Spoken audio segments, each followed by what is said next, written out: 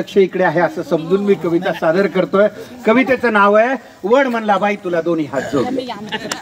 काही नाही, साधी कल्पना आहे. वडामधला आणि त्या बाई मधला तो संवाद आहे, बाकी दुसरं तिसरं काही नाही. एक बाई लगबगीनं पूजेसाठी आली. एक बाई लगबगीनं पूजेसाठी आली. भक्तिभावाने वडाला चक्रा मारू लागली.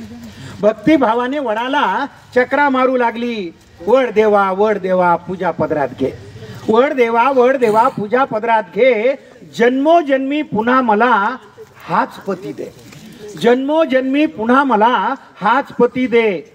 आश्चर्याने वडाने विचारलं, हाच पती पाहिजे?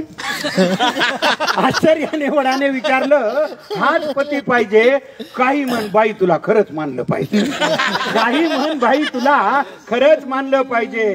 त्याच्यावरती बाई काय म्हणाली, काय करणार वड दादा, खूप विचार केला. काय करणार वड दादा, खूप विचार केला. हाच नवरा राहू दे म्हणून आतून आवाज आला.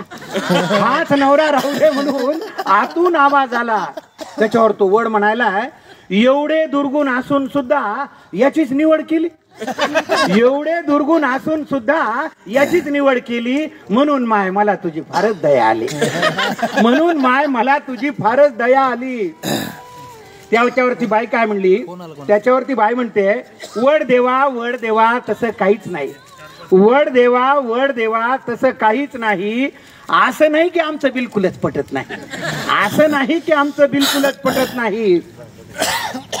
दुसरा नवरा मागायचा मीही विचार केला. त्या बिचारीनं प्रामाणिकपणे सांगितलं, दुसरा नवरा मागायचा मीही विचार केला. पण कल्पनेनंच माझा जीव कासावीस झाला. पण कल्पनेनंच माझा जीव कासावीस झाला.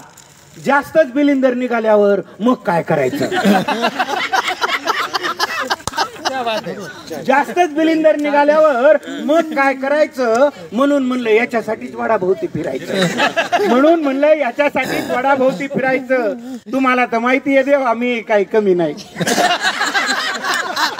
तुम्हाला तर माहिती आहे देवा मी काही कमी नाही. बिचाऱ्याच्या डोक्याला केस सुद्धा ठेवला नाही. बिचाऱ्याच्या डोक्याला केस सुद्धा ठेवला नाही. अधून मधून गुरगुर करत मी थोडंच ऐकते. अधून मधून गुरगुर करत. पहा या ओळीला पुरुष रसिक सुद्धा दाद देतात. याच्यापेक्षा स्वच्छ मनाची माणसं असू शकतात का? अधून मधून गुरगुर करत मी थोडंच ऐकते. एका कानानं ऐकून दुसऱ्यानं सोडून देते.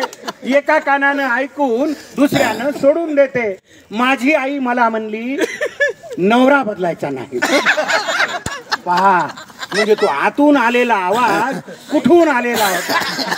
आजकाल हा आवाज फार झाला. माझी आई मला म्हणली नवरा बदलायचा नाही. एवढा बावळट माणूस तुला कुठेच मिळायचा. माझी आई मला म्हणली एवढा बदलायचा नाही, नवरा बदलायचा नाही. एवढा बावळट माणूस तुला कुठंच मिळायचा नाही. तुम्हीच सांगा वड देवा आईचं मन मोडू का? तुम्हीच सांगा वड देवा आईचं मन मोडू का? नशिबाने मिळालेलं चांगलं माणूस सोडू का? नशिबाने मिळालेलं चांगलं माणूस सोडू का? वयोवृद्ध झाडाने पण गडगडाटी हास्य केले. वयोवृद्ध झाडाने पण गडगडाटी हास्य केले. वड म्हणला बाई तुला दोन्ही हात जोडले. वड म्हणला बाई तुला दोन्ही हात जोडले. शेवटच्या चार ओळीकडे आपण विशेष लक्ष द्यावं आणि त्याला आशीर्वाद द्यावे. त्या चार ओळीला कविता लिहिली कशासाठी? शेवटी वड काय म्हणतोय, न विसरता दरवर्षी पूजेसाठी येत जा. न विसरता दरवर्षी पूजेसाठी येत जा. झाडांसाठी आयुष्यातला थोडा वेळ देत जा. झाडांसाठी आयुष्यातला थोडा वेळ देत जा. धन्यवाद.